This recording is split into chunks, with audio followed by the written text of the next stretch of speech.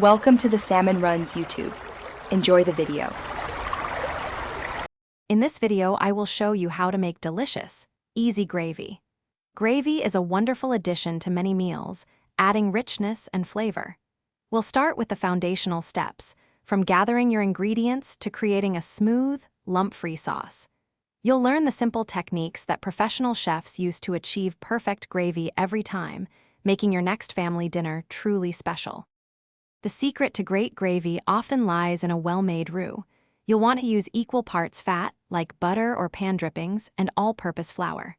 For a standard batch, 2 tablespoons of each is a good starting point. Cook this mixture over medium heat for about 1 to 2 minutes, stirring constantly until it reaches a light golden color. This cooks out the raw flour taste, which is crucial for a smooth, flavorful gravy. Now it's time to add your liquid. Gradually pour in 1 to 2 cups of warm broth or stock, whisking continuously to prevent any lumps from forming. This constant motion is key to achieving a silky smooth texture. Once all the liquid is incorporated, bring the gravy to a gentle simmer and let it cook for a few minutes until it thickens to your desired consistency. Finally, season generously with salt, freshly ground black pepper, and any herbs you prefer. Before serving, taste your gravy and make any final adjustments. If it's too thick, whisk in a little more broth. If it's too thin, simmer it for a few more minutes.